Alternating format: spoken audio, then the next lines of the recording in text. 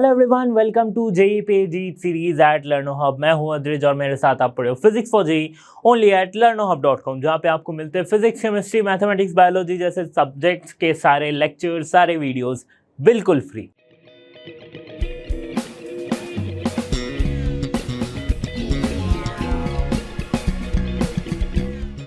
Students, इस video में NEET series के इस वीडियो में हम देखेंगे अल्टरनेटिंग करंट चैप्टर के से पूछे गए कुछ क्वेश्चंस जो कि नीट के एग्जाम में आपसे पूछे गए हैं पिछले 5-6 सालों में। ओके, तो चलिए शुरू करते हैं इस वीडियो को।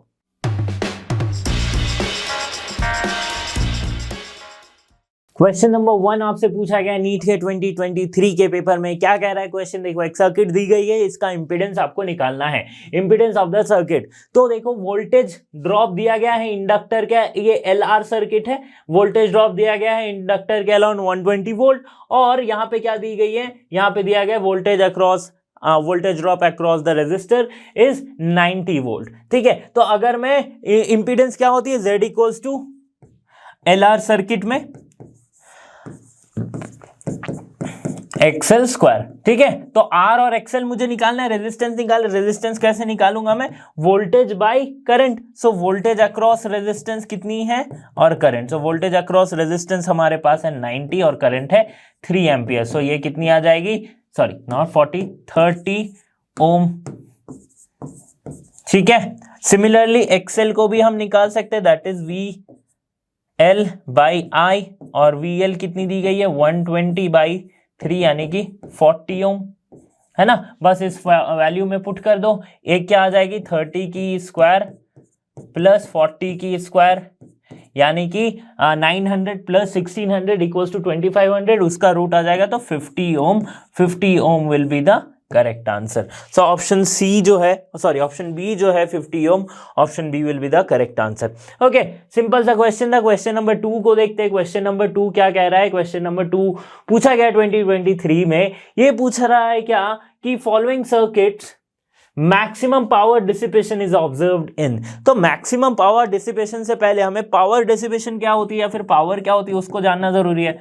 That is V R M S I R M S cos phi। ठीक है, सो मैक्सिमम पावर, अगर मैं ये कंसीडर कर रहा हूं कि कैपेसिटिव, इंडक्टिव और रेजिस्टिव प्योर, अगर कैपेसिटिव, इंडक्टिव, रेजिस्टिव सर्किट है, आरएमएस वैल्यू ऑफ करंट और आरएमएस वैल्यू ऑफ वोल्टेज ये अगर सिमिलर है, तो पावर किस पे डिपेंड कर रही है? सिर्फ cos phi पे डिपेंड कर रही है ना। तो cos phi की वैल्यू मैक्सिमम जब होगी, पावर तब मैक्सिमम होगा। cos phi की वैल्यू मैक्सिमम कब होगी? जब cos phi की वैल्यू हो जाएगी cos 0 डिग्री के बराबर, यानी कि 1 के बराबर, यानी कि phi की वैल्यू 0 डिग्री होनी चाहिए।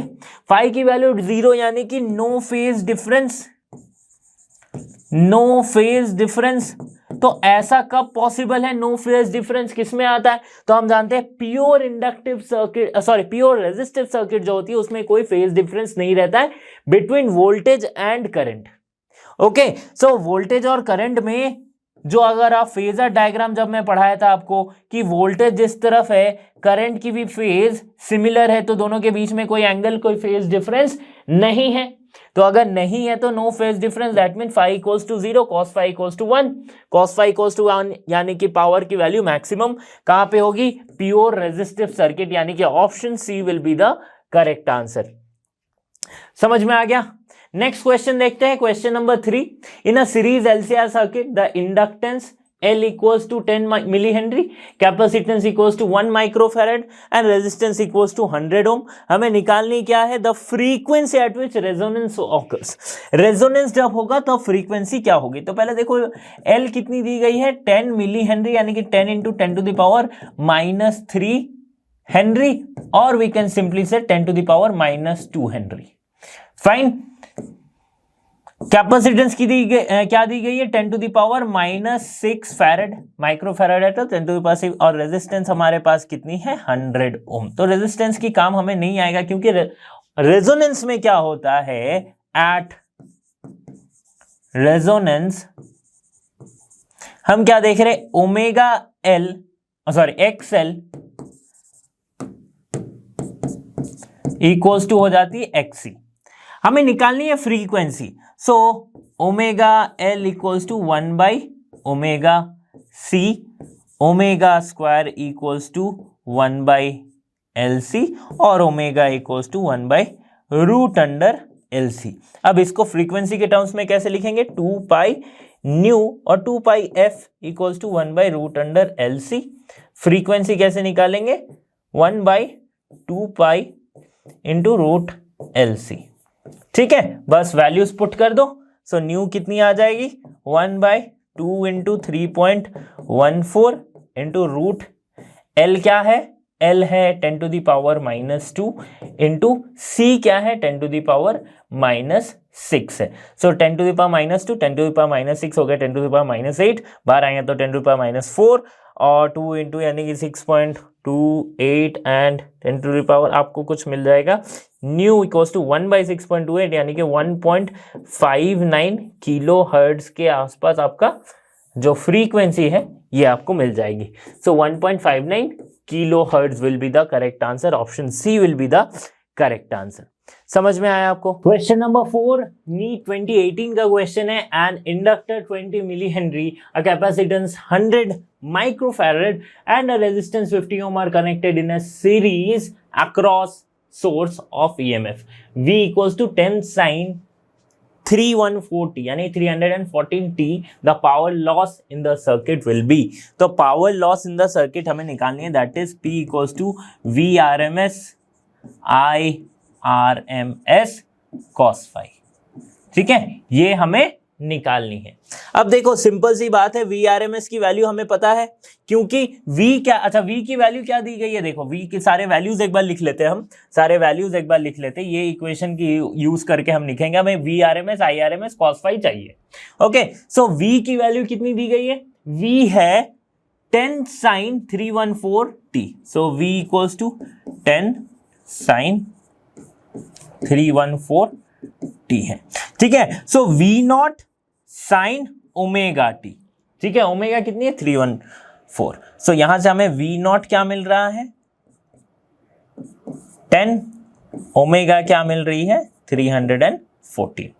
ठीक है, इतना हमें मिल रहा है। Okay, V R M S हम निकाल सकते हैं, that is peak value by √2 यानी कि 10 बाई √2।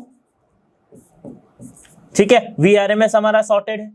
करंट की बात आती है, करंट कैसे निकालेंगे, तो सिंपल सी बात है, अगर करंट मैं निकालना चाहूं that is I R M S, ये क्या हो जाएगी V R M S, V equals to होती है आई आर, है ना, so I equals to V by R, I equals to V by R हो जाएगी।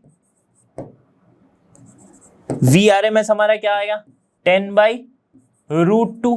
अब ये क्या आर होगी, नहीं, अगर एलसीआर सर्किट है तो इंपीडेंस होगा, सो वी बाई जेड होना चाहिए, है ना, सो वी बाई जेड यहां पे होना चाहिए, so V R M S है 10 √2 बाई जेड यहां पे होना चाहिए। अब हमें जेड निकालनी है यानी कि इंपीडेंस निकालनी, तो इंपीडेंस निकाल लेते हैं फटाफट। इंपीडेंस क्या होती है X R square plus XC minus XL की होल स्क्वायर। अब एक्सी एक्सएल क्या है ये भी निकालना पड़ेगा, तो चलो थोड़ा सा कैलकुलेटिव है।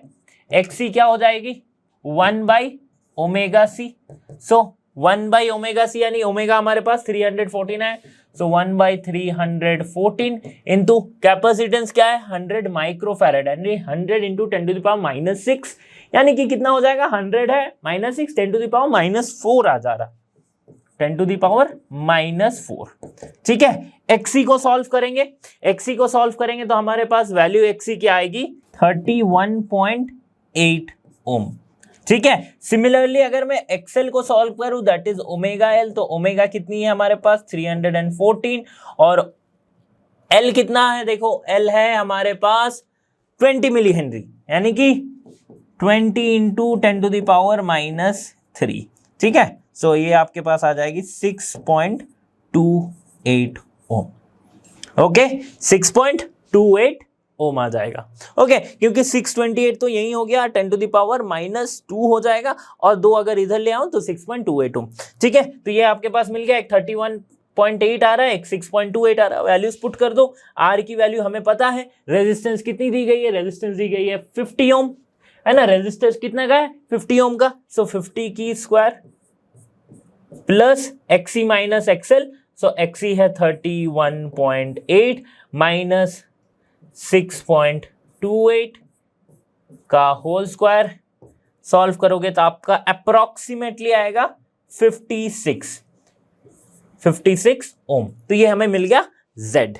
ओके, तो Z मिला है हमें, Z का वैल्यू इसमें पुट करेंगे तो Z का वैल्यू हमारे से यहाँ पे IRMS क्या मिल जाएगा हमें, 10/√2 और 56√2,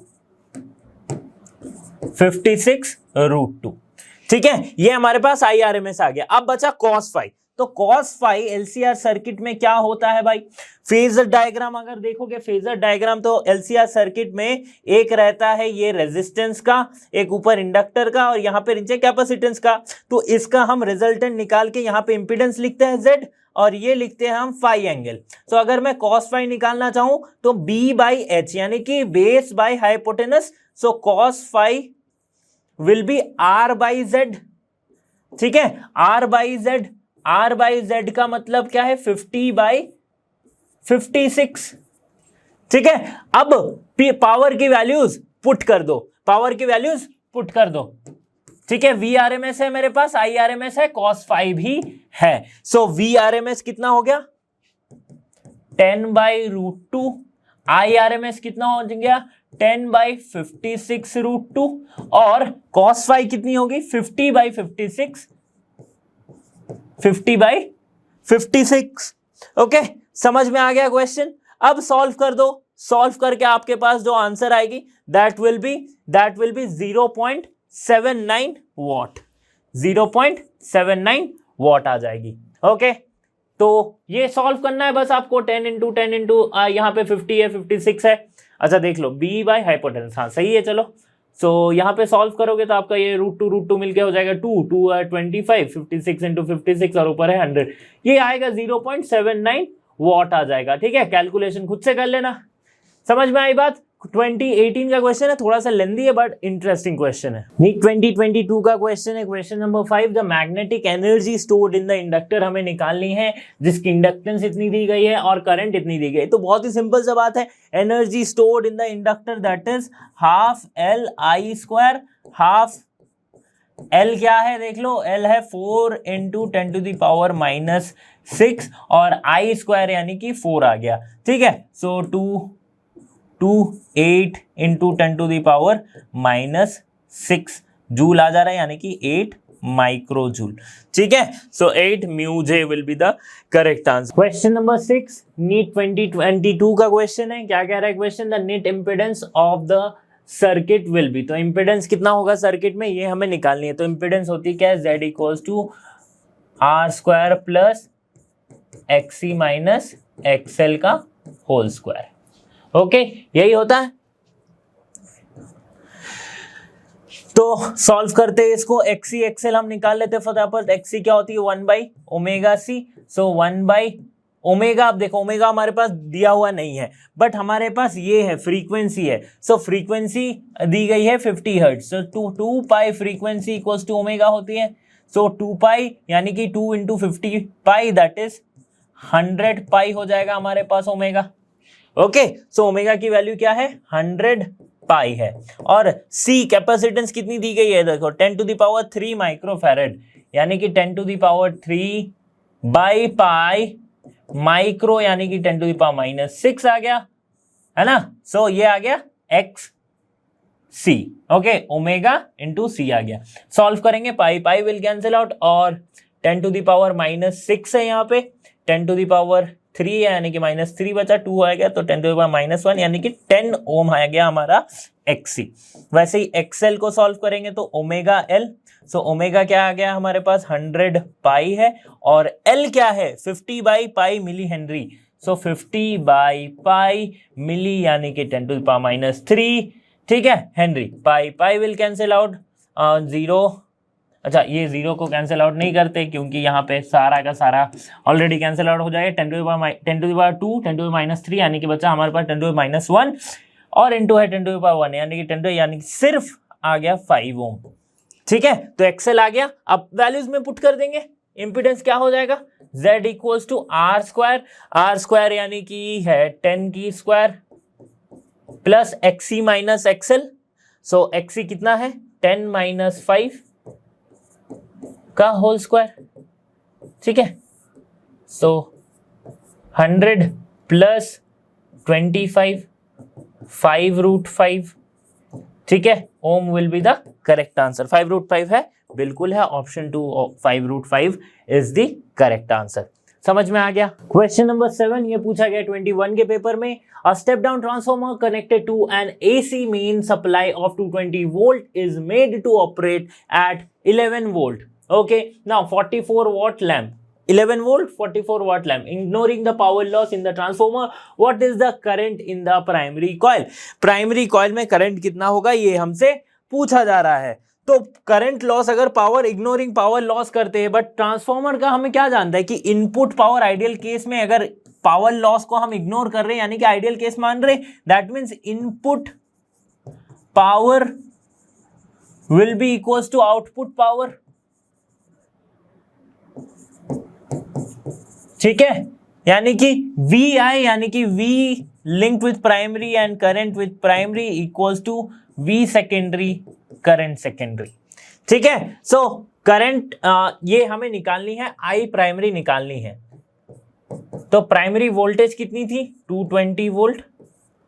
ठीक है, और यहां पे कितनी है देखो सेकेंडरी में, सेकेंडरी वोल्ट कितनी हमारे पास आ रही है VS इक्वल्स टू 11 वोल्ट। अब करंट को कैसे निकालेंगे, यहाँ पे 44 वॉट लैंप दिया गया है यानी कि आउटपुट पावर दिया गया है, तो सिंपली हम लिखेंगे आउटपुट पावर। सो ये VI जो है ये आउटपुट पावर है, दैट इज 44, बस और कुछ नहीं। करंट इन प्राइमरी हमारा निकल जाएगा 44 by 220 4 by 220। Okay, so input power equals to 1/5 0.2 ampere will be the answer. Okay, 0.2 ampere, option 1 will be the correct answer. ठीक है, समझ में आया, समझ में आया बात सबको कि किस तरह से हम ये सॉल्व कर दे रहे। यहाँ पे 11 वोल्ट जो दिया गया है, made to operate at 11 volt 44 watt lamp, इसकी जरूरत ही नहीं पड़ी हमें। ओके, समझ में आ गया। 44 वॉट लैम्प की हमें जरूरत पड़ रही है क्योंकि ये है सेकेंडरी की पावर है। ओके, चलो, यानी कि आउटपुट पावर है हमारी 44 वॉट। क्वेश्चन नंबर 8 जो कि पूछा गया नीट के 2021 के पेपर में, 40 microfarad capacitor is connected to 200 volt 50 hertz AC supply, the RMS value of current in the circuit is nearly equal to. तो करंट क्या होगी, आरएमएस करंट कैसे लिखते हैं, V RMS, V equals to I R, so I equals to V by R. But ये कौन सा circuit है, कैपेसिटर सर्किट यानी कि कैपेसिटिव सर्किट है, तो यहाँ पे XC हो जाएगा R के जगह पे, है ना। इसी तरह से सॉल्व करते हैं। सो VRMS की वैल्यू क्या है देखो, VRMS is connected to a 200 volt 50 hertz AC supply. ठीक है, सो 200 वोल्ट हम RMS की वैल्यू लिख सकते हैं। ठीक है, सो ये कितना हो जाएगा 200 वोल्ट बाई XC हमारे पास आ रहा है ना। तो XC क्या है, XC इज 1/ωc। ठीक है, अब 1/ωc का मतलब क्या हो जा रहा है, यहाँ पे देखो 50 हर्ट्ज दिया है, तो ओमेगा कितनी हो जाएगी 2πf इक्वल्स टू ओमेगा। So omega will be 2π into 50 that is 100 pi. ठीक है, तो फिर से वही आ रही है 100 पाई। सो 1/100 पाई इंटू C की वैल्यू, C की वैल्यू क्या है, कैपेसिटर की वैल्यू देखो दिया है 40 माइक्रोफैरेड यानी कि 40 इंटू 10 टू द पावर -6। बस यही वैल्यूज ऊपर पुट कर देने हैं, यही वैल्यूज ऊपर पुट कर देने हैं। तो IRMS कितनी आ जाएगी, अच्छा यहाँ पे तो लिख रखा है मैंने, सो 200 बाई ये कितना आ रहा है 100, अच्छा 1/ωc है ना, तो 1 ऊपर ही चला जाएगा, ये पूरा का पूरा टर्म ऊपर ही चला जाएगा। सो कितनी आएगी हमारे पास 200 इंटू 100 पाई इंटू 40 10⁻⁻6 आ गया। सो पाई में आंसर नहीं है, सो 3.14 हम लगाएंगे। सो 3.14 यहाँ पे 2 इंटू 8 हो जा रहा है, सो 8 इंटू 3.14 अब कितना है 10⁻⁻6 और यहाँ पे 2 2 4 1 5 यानी कि 10⁻⁻1 आ जाएगा, है ना, 0.3। अब सॉल्व करके देखना आपके पास जो वैल्यू आएगी that will be something around, जो वैल्यू आपके पास है 2.5 एम्पियर, नॉट 25.1 नहीं आएगा, 2.5 एम्पियर के आसपास आपका आएगा, 2.51 एम्पियर और approximately 2.5 ampere will be the answer. ये आपका ऑप्शन डी जो है वो करेक्ट हो जाएगा। ओके, ऑप्शन डी जो है वो करेक्ट हो जाएगा। सॉल्व करके देख सकते हो, 4 इंटू 8 1 8 और 3 20 और 25.1 something, 2.51 ampere will be the correct answer. Okay, so next question भी देख लेते हैं। नेक्स्ट क्वेश्चन हमारा क्या कह रहा है, क्वेश्चन नंबर 9 नीट 2018 का क्वेश्चन है ये क्वेश्चन क्या कह रहा है, the magnetic potential energy stored in the inductor is 25 millijoule, hence when the current in the inductor is 60 milliampere the inductor is of inductance. Inductance निकालनी है, पोटेंशियल एनर्जी हमारे पास दी गई है, तो potential energy half L I square हमें निकालनी, क्या है एल निकालनी है, तो एल इक्वल्स टू कितना हो जाएगा 2u बाई आई स्क्वायर। ठीक है, वैल्यूज पुट करने हैं, 2 इंटू यू कितनी है 25 मिली यानी कि 10⁻³ बाई आई कितना दिया गया है देखो मिली एम्पियर यानी कि 60 इंटू 10⁻³ ये कैंसिल आउट हो रहा है मेरा, ये आ गया 30, सो 25/30 यानी कि 5/6 that is something around. Okay, देखो एक मिस्टेक हो गया, छोटा सा मिस्टेक हो गया, छोटा सा मिस्टेक, बहुत भारी पड़ गया है ना। भारी कैसे पड़ गया, देखो यहाँ पे 60 इंटू 10⁻³ था, लेकिन इसकी स्क्वायर होगी ना, तो मैंने स्क्वायर नहीं डाला था, बट आपको डालना है, तो आपको डालोगे तो आपको एक टर्म कैंसिल होगा, यानी कि सिर्फ यहां से 10⁻³ जाएगा, बट ये -3 बचा रहेगा। तो सिंपली हम लिख सकते हैं 225 को 50 लिख दिया इंटू 10⁻³ बाई 60 इंटू 60, ये स्क्वायर है ना, इंटू 10⁻⁻6। फाइन, सो ये अब कटेगा, यहाँ पे बचेगा 3, सो 65/60 इंटू 6 यानी 6 6 36 इंटू 10⁻³ ओके। अब सॉल्व करो तो यहाँ से एक 0 कटेगा, तो 5/36 इंटू 10 स्क्वायर। अब सॉल्व करके देख लो बस, so this will come something around 1.389 Henry. ठीक है, सॉरी नॉट 1.13.89 हेनरी। ओके, समझ में आ गया आपको? फाइन, किस तरह से सॉल्व हुआ है, बस पोटेंशियल एनर्जी हमें पता थी तो हमने ये फॉर्मूला में पुट किया और इसे अरेंज कर दिया। तो स्टूडेंट्स, यहाँ पे हमने कुछ क्वेश्चन सॉल्व किए जो कि नीट के एग्जाम में आपसे पूछे गए थे पिछले 5-6 सालों में। इसी तरह के क्वेश्चंस के लिए आप लर्नो हब के साथ बने रहिए, क्योंकि लर्नो हब फ्री है पर बेस्ट है। So thanks for being here and have a great day.